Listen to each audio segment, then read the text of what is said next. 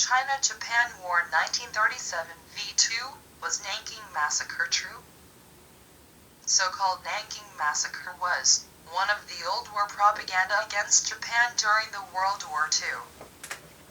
Chiang Kai-shek, the dictator of Chinese militia, said that Japanese army had executed 0.3 million of citizens at the occupation of Chinese capital Nanking on 13th of December 1937. And Japanese soldiers cut bodies into pieces and scattered them about the city. Then the whole city became like butchers' workshops. It took 4 weeks for Japanese army to complete whole work. Chiang advertised it to Western countries in 1938 through Western reporters. Today the Communist China has still insisted on that propaganda. Japanese government admitted it politically to Chinese Communist Party.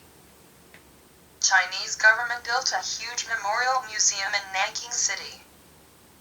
However, we want to examine this historical incident well again, with new historical information of the war and reasonable judgments.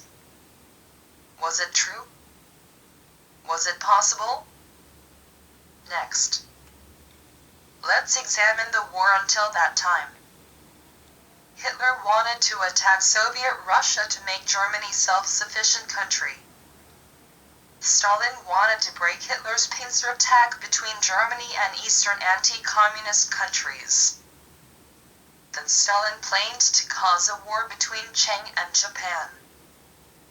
On 13th of December in 1936, Chiang was captured by Communist Mao at Xi'an City. Western historians guess that he surrendered to communists by threatening. He promised to stop the civil war against the communists, and to attack Japan next year. Chiang became a puppet of Stalin. In 1945, he was not invited to the most important Yalta Conference. Stalin and Roosevelt decided to change Chinese territory after Second World War without getting any consent of Chiang. Stalin gave Chiang $300 million of military aid for the war in loan. It included total 1,000 of fighter planes and bombers and total 4,000 of generals, soldiers and pilots. Next. On 13th of August in 1937, Chiang attacked 20,000 of Japanese citizens in Shanghai with his 50,000 soldiers. China-Japan War had begun. Japanese government sent army troops to rescue Japanese citizens in August, and after 4 months, Japanese army attacked Chiang's capital Nanking to cease the war. It was world common sense that fall of the capital means the end of a war. Japanese army was much smaller than the enemy but very courageous, and finally they could destroy strong enemy around Nanking area. Most citizens of Nanking had escaped from city to the suburbs to avoid the war. Japanese troops killed many Chinese soldiers, but many Japanese soldiers were also killed by the enemy. It was not massacre because it was done in the battle. After the occupation, Japanese army picked up many guerrillas in Nanking City by the help of Chinese coup raiders, and executed them based on the international war rule. This was a part of battle but not a massacre.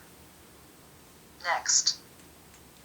On 13th of December in 1937, Nanking was occupied by Japanese army. Dictator Chiang and chief commander had deserted their capital. Therefore his army was left in Nanking area without commanders. Most of areas in Nanking City became vacant. Only poor people, stragglers and foreigners gathered to the limited safety zone. The Japanese army carried out the victory parade on December 17, 1937, just 4 days after the occupation, but no sniping was recorded. Nanking was not Stalingrad. To tell the truth, Chiang wished to end the war, because his own force grew weak by the war against Japan. However, Chiang rejected the peace negotiation due to strong opposition of Stalin. China-Japan War continued until 1945. However, Chiang lost China in 1949 by communists supported by Stalin and escaped to Taiwan. US was also kicked out from China continent by Communist China. Next, let's back to the subject of massacre in Nanking. In short, it was impossible. Reason is very simple. As most people escaped from Nanking, the population of Nanking City had been only 0.2 million just before the occupation. Therefore, none could kill such 0.3 million of people. And the population of the city had not changed before and after the occupation. Furthermore, the population had increased rapidly to 0.25 million just 1 month after the occupation. Next. People who had escaped the city began to return back to Nanking City. It means that Nanking had been safe, and no massacre had happened at all. Chinese were not so stupid people to come into the dangerous city. Japanese army recovered security of the city rapidly, and protected people against Chinese criminals. People felt easy and returned to their ordinary lives. Next. These are photos taken in Nanking after the occupation. Left 2 men were Japanese soldiers.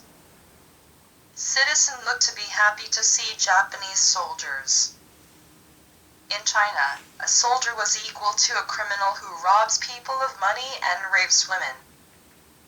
But Japanese soldiers were highly educated and well-disciplined. Japanese National Army was complete different army from Chinese poor militia. Next. Then we can easily conclude that the so-called Nanking Massacre was false, and it was a simple political propaganda of Chinese Communist Party. Due to development of internet, old propaganda does not work at all. On the contrary, irrational dazzling propaganda looks a joke. Next. What is their objectives of this propaganda? To break US and Japan defense tie. To divert domestic people's dissatisfaction against the Communist Party to Japan. Next. To conceal their crime of their current massacre of Tibetan and the ware people today. To conceal American memory of the Cold War. Communist China killed so many American young soldiers during Korean War. Communist China was enemy of America. Next. To conceal Chiang's responsibility for China-Japan War. To conceal Chiang's responsibility for the loss of their capital. Next.